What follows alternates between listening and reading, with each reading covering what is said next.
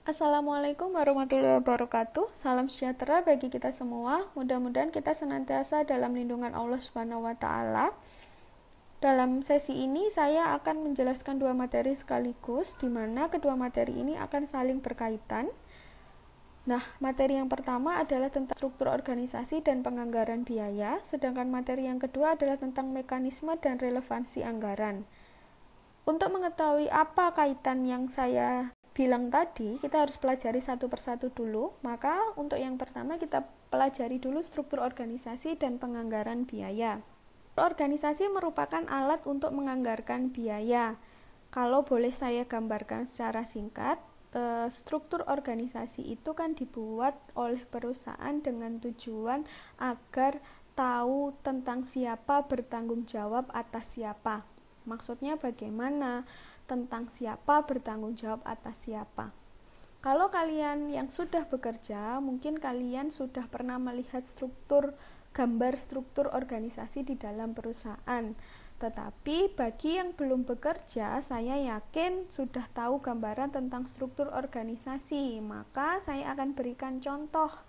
Ya, misalnya biasanya gambarnya yang paling atas itu adalah direktur. Kemudian yang paling bawah ada wakil direktur. Kemudian di bawahnya wakil direktur akan ada beberapa manajer. Ada manajer pemasaran, manajer produksi, manajer keuangan, manajer administrasi misalnya, atau manajer operasional, di mana setiap manajer biasanya membawai supervisor. Nah, biasanya supervisor akan membawai karyawan tetap dan tidak tetap. Nah, itu berlaku untuk setiap subdepartemen di dalam perusahaan. Departemennya ada apa saja tadi? Ada pemasaran, ada keuangan, produksi, dan administrasi atau operasionalnya. Di mana di setiap departemen pasti memiliki tujuan gitu ya. Tujuannya kalau setiap departemen kita golongkan sebagai tujuan khusus. Nah, ketika tujuan khusus setiap departemen ini disatukan, misalnya ada 4 departemen tadi, itu akan mempunyai tujuan umum yang sama. Misalnya, di dalam departemen pemasaran, tujuan khususnya adalah untuk menciptakan produk dan meningkatkan penjualan.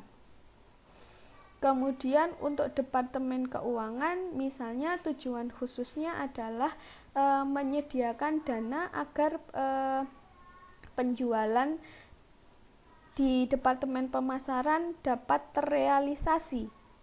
Kemudian kalau di departemen produksi, tujuan khususnya adalah bagaimana merealisasikan rancangan produk yang dilakukan oleh departemen pemasaran menjadi jumlah produksi yang diinginkan misalnya. Gitu. Kemudian yang administrasi sudah jelas menerapkan SOP gitu ya, seperti yang saya bahas di sesi sebelumnya.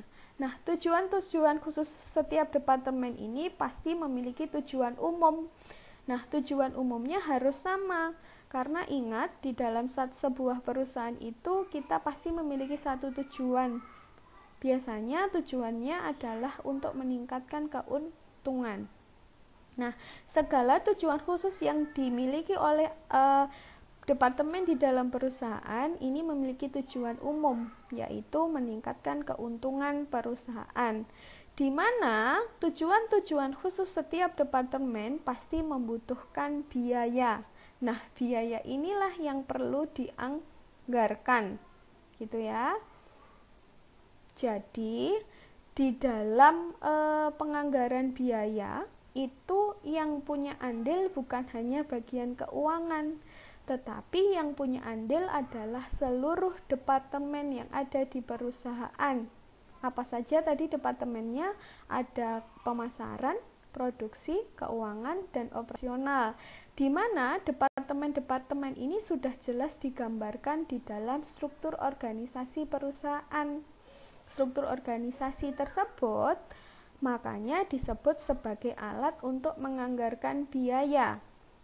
Tetapi ternyata di dalam struktur organisasi ya, tentang siapa yang bertanggung jawab atas apa itu masih dibagi dua, yaitu yang melakukan penganggaran biaya dengan yang memanfaatkan biaya tersebut. Misalnya, ini ya, membahas tentang contohnya. Jika yang punya buku ada beberapa contoh, tetapi saya akan membahas satu contoh saja tentang perusahaan kopi bubuk.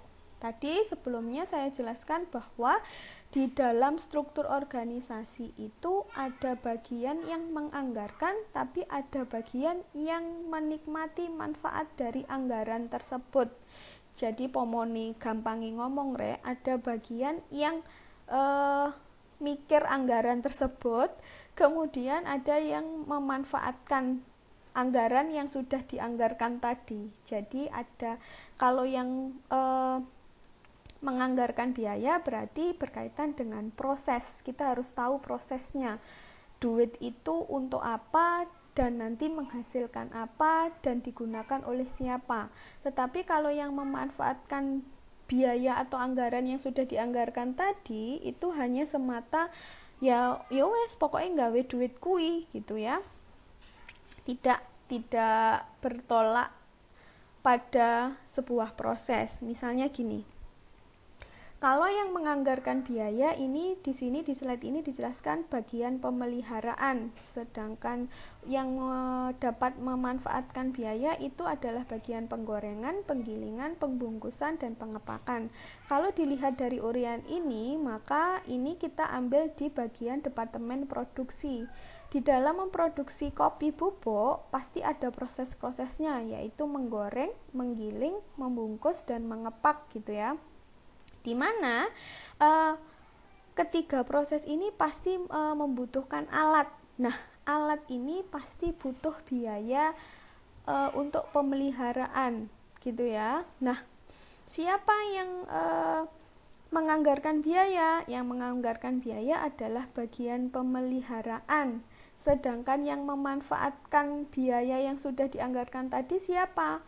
Penggorengan, bagian penggilingan, bagian pembungkusan, dan bagian pengepakan. Misalnya kompore rusak, kan ya harusnya diservis, atau kalaupun tidak diservis ada bagian atau biaya yang dianggarkan untuk maintenance. Misalnya setiap bulan harus dibelikan diganti gasnya, misalnya seperti itu. Kalau penggilingan misalnya setiap bulan harus di maintenance dengan dilumasi oleh oli tertentu. Kalau pembungkusan dan pengepakan ya sama, misalnya harus di maintenance mesinnya agar tidak rusak setiap bulannya.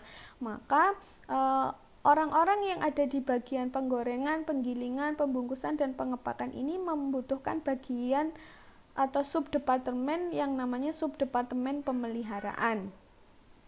Paham? Jadi saya contohkan ada perusahaan kopi bubuk gitu ya.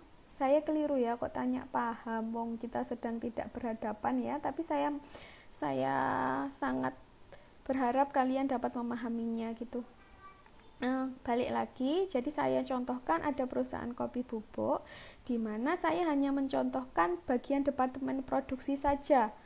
Walaupun di dalam perusahaan kopi bubuk ini pasti ada bagian pemasaran, bagian keuangan, dan bagian administrasi.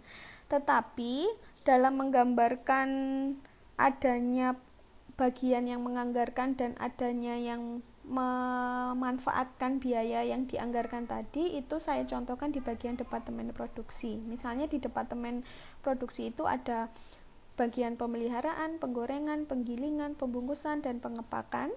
Nah, itu yang menganggarkan bagian pemeliharaan karena sifatnya memelihara beberapa mesin apa saja, ada mesin penggorengan, penggilingan, ada pembungkusan dan pengepakan.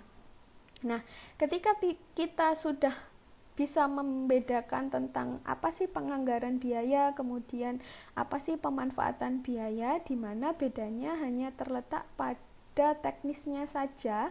Kalau yang penganggaran biaya itu biasanya berkaitan dengan proses untuk menentukan siapa yang harus bertanggung jawab atas biaya tertentu gitu ya. Misalnya biaya pemeliharaan berarti ya bagian pemeliharaan. Nah, yang menikmati biaya tersebut itu disebut bagian pemanfaatan biaya. Itu saja bedanya ya. Kalau penganggaran biaya berarti proses, kalau pemanfaatan biaya itu hasilnya gitu ya. Itu kata kuncinya. Penganggaran biaya itu prosesnya, proses untuk menentukan siapa yang akan bertanggung jawab atas kebutuhan biaya dalam departemen tersebut. Karena di departemen tersebut pasti departemen tersebut ini, kalau misalnya saya contohkan departemen produksi dalam membuat kopi, itu pasti ada beberapa proses, misalnya penggorengan, penggilingan, pembungkusan, dan pengepakan, yang ketiga-tiganya pasti menggunakan mesin. Kalaupun tidak menggunakan mesin atau dengan alat tradisional itu pasti butuh maintenance atau butuh pemeliharaan, di mana ketiga alat atau ketiga bagian tersebut, penggorengan, penggilingan, pembungkusan, itu butuh biaya pemeliharaan yang akan dibuat atau dianggarkan oleh bagian pemeliharaan itu sendiri. Anggarkan di dalam struktur organisasi itu sebagai berikut. Itu yang saya contohkan ya. Di sini ada maksudnya yang saya contohkan ini adalah untuk kopi bubuk Loji Rejo. Kalau kalian punya buku, sebenarnya contohnya macam-macam, tetapi pada dasarnya sama, gitu ya. Di sini ternyata hanya ada 3 departemen, ya.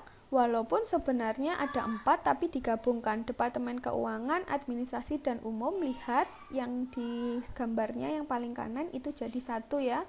Ada 4, tetapi lebih disederhanakan lagi. Karena pertimbangan mungkin perusahaan kopinya masih terlalu sederhana, jadi masih bisa dihandle. Lihat di departemen produksi tadi ada pembelian dan gudang, penggorengan, penggilingan, pembungkusan dan pengepakan, dan pemeliharaan gitu ya. Kenapa yang pembelian dan gudang tadi tidak dimasukkan? Karena kita sedang berbicara tentang proses produksi membuat, jadi fokus pada penggorengan, penggilingan, pembungkusan, dan pengepakan, di mana mereka pasti menggunakan mesin, walaupun mesinnya masih tradisional misalnya, tapi pasti butuh biaya pemeliharaan. Sama, misalnya kalau di departemen pemasaran ada penjualan, promosi, dan transportasi. Kira-kira mana ya yang akan menjadi bagian penganggaran biaya dan mana yang akan memanfaatkan biaya? Coba kita analisis satu persatu ya. Kira-kira mana yang akan membutuhkan proses? Nah, kalau penjualan jelas butuh transportasi, melakukan promosi juga akan butuh transportasi. Tetapi ketika kita membeli alat transportasi, belum tentu kita akan jual. Berarti yang bagian departemen pemasaran itu prosesnya adalah, atau yang menganggarkan biaya adalah bagian transportasi. Sedangkan yang menikmati manfaat anggaran itu atau melakukan pemanfaatan anggaran biaya itu adalah penjualan dan promosi. Begitu juga untuk bagian departemen keuangan, administrasi, dan umum. Saya anggap kalian cukup jelas dengan apa yang saya jelaskan, jadi kita masih sebatas membahas tentang bahwa struktur organisasi ini digunakan untuk menyusun laporan laba rugi, di mana dalam menyusun laporan laba rugi, kenapa kita menggunakan struktur organisasi? Karena di dalam struktur organisasi kita dapat mengetahui siapa yang bertanggung jawab atas apa, gitu ya. Di mana siapa ini ada 2, yang melakukan penganggaran biaya dan yang memanfaatkan biaya tersebut. Yang menganggarkan biaya itu biasanya berkaitan dengan prosesnya, sedangkan yang memanfaatkan biaya atau pemanfaatan anggaran itu adalah yang menikmati hasil anggaran tersebut, gitu ya, hasil dari sebuah proses penganggaran tadi. Selanjutnya, nah setelah kita membuat struktur organisasinya tadi, sudah jelas struktur organisasinya dapat kita terapkan dalam matrik biaya. Nanti kalian amati sendiri ya. Untuk yang saya sebut, kalau yang kolom itu yang vertikal, sedangkan yang baris itu horizontal ya. Untuk yang horizontal itu jenis biaya, sedangkan untuk yang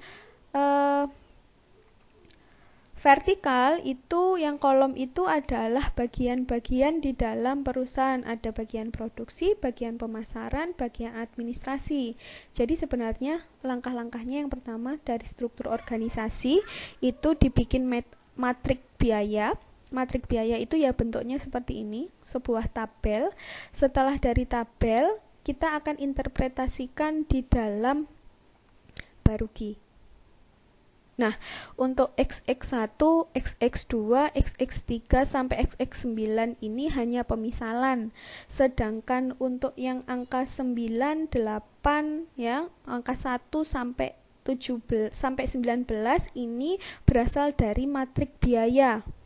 Jadi kalau tadi di paling awal kita membahas tentang struktur organisasi dan anggaran biaya, di mana struktur organisasi merupakan alat untuk menganggarkan biaya. Itu prosesnya yang pertama adalah dari struktur organisasi dibuat metrik biaya. Selanjutnya setelah dari metrik biaya akan dibuat laporan laba rugi, gitu ya. Nah, ingat di dalam penyusunan laporan laba rugi yang terlibat bukan hanya bagian keuangan saja, tapi seluruh bagian yang ada di perusahaan ada andilnya di dalamnya, di mana mereka semua digolongkan menjadi dua. Ada yang pertama adalah yang melakukan penganggaran biaya, dan yang kedua adalah yang memanfaatkan biaya tersebut.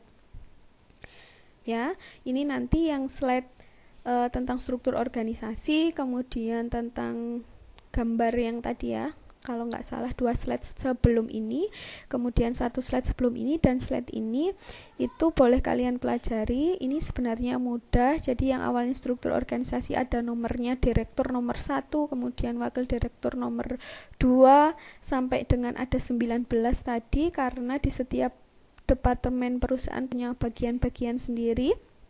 Jadi nomor tadi jangan disepelekan karena berfungsi sebagai alat untuk membuat metrik biaya. Metrik biaya tadi bentuknya tabel, slide sebelum ini ya. Kemudian setelah dari metrik biaya kita dapat menyusun laporan laba rugi.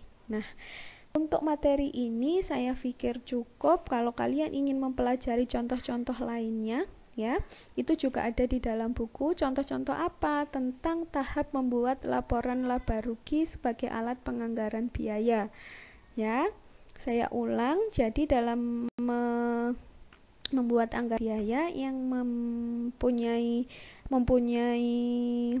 andil itu tidak hanya bagian keuangan, tetapi seluruh bagian di dalam perusahaan, di mana seluruh bagian ini digambarkan pada struktur organisasi. Setelah dari struktur organisasi akan disusun metrik biaya. Dari metrik biaya akan ada laporan laba rugi. Oke, saya anggap kalian paham. Karena saya nggak mungkin bertanya di sini ya, karena kalau saya bertanya berarti nggak ada yang jawab, sama aja bohong gitu ya. Krik-krik. Kemudian kita akan bahas materi yang kedua, mekanisme penyusunan dan relevansi anggaran. Tidak ada yang saya tidak akan menjelaskan panjang lebar untuk mekanisme penyusunan dan relevansi anggaran. Kalau kita berbicara tentang mekanisme itu kan adalah sebuah proses ya. Nah, prosesnya sebenarnya sudah saya jelaskan di depan tadi, bagaimana mekanisme penyusunan anggaran. Tadi yang saya jelaskan ya, mulai dari struktur organisasinya, kemudian setelah dari struktur organisasinya kita masuk dalam metrik biaya, kemudian masuk di dalam laba rugi. Yang perlu diingat, kita harus dapat membedakan siapa yang menganggarkan biaya dan siapa yang memanfaatkan biaya tersebut. Kemudian ada tujuan umum dan tujuan khusus. Ya, itu mekanisme penyusunannya. Hanya ada tambahan. Ya, di sini mekanismenya ada tambahan, yaitu ada komisi anggaran dan staf, di mana komisi anggaran ini biasanya sifatnya sementara. Biasanya mereka ada pada akhir tahun untuk tutup laporan buku dan untuk tutup buku gitu ya istilahnya, dan untuk membuat rencana laporan di masa yang akan datang. Nah, ini komisi anggaran. Tambahannya hanya itu saja. Jadi ada bagian komisi anggaran yang biasanya mereka hanya ada di akhir tahun. Jadi hanya bagian ini hanya muncul pada saat akhir tahun untuk tutup buku gitu ya, atau untuk membuat perencanaan pembukuan atau anggaran di masa yang akan datang. Itu saja mekanismenya ya, sama mekanisme itu kan prosesnya, tahapnya gitu kan ya Rek ya. Kemudian sedangkan relevansinya Relevansinya itu adalah untuk digunakan sebagai alat pengambil keputusan pada kegiatan perusahaan yang paling menguntungkan. Maksudnya adalah yang namanya laporan laba rugi, kita akan ketahui kita akan laba atau kita akan rugi. Kalau kita akan rugi, ya jangan diambil keputusan yang sudah kita buat, mulai dari menganalisa struktur organisasinya sampai dengan membuat metrik biaya gitu ya. Itu jangan diambil, tetapi kalau menguntungkan ya ambil. Bahkan ada beberapa perusahaan atau hampir seluruh perusahaan menggunakan perencanaan itu lebih, atau membuat perencanaan itu lebih dari satu. Jadi ambil yang paling menguntungkan. Relevansi itu kan artinya apa ya? Sebentar, saya cari dulu. Relevansi itu apa ya bahasanya yang paling mudah itu adalah kaitannya. Nah, ini adalah relevansi yang relevan gitu loh. Kan gitu ya, kalian kalau sering dengar. Nah, sedangkan sebenarnya relevansi itu memiliki arti tentang kaitannya. Ya. Berarti kaitan yang saya singgung di awal video ini adalah ketika kita membuat sebuah laporan laba rugi yang tujuannya untuk mengetahui anggaran biaya di dalam perusahaan, itu tidak lain dan tidak bukan adalah untuk mengambil keputusan untuk segala kegiatan yang harus dilakukan perusahaan, di mana kegiatan perusahaan itu harus yang paling menguntungkan. Jika merugikan ya jangan diambil. Itu relevansinya, gitu ya, itu kaitannya. Sudah dapat dipahami? Makanya tadi saya bilang dua materi ini sebenarnya punya kaitan gitu ya. Kaitannya apa? Bahwa struktur organisasi yang digunakan sebagai alat untuk menganggarkan biaya ini nantinya akan digunakan sebagai alat pengambil keputusan di dalam sebuah perusahaan, di mana keputusan ini tujuannya adalah untuk mencari keuntungan yang paling maksimal. Dan materi saya untuk sesi ini saya harap bermanfaat bagi kalian semua. Saya akhiru kalam billahi taufik wa hidayah. Wassalamualaikum warahmatullahi wabarakatuh. Mudah-mudahan bermanfaat.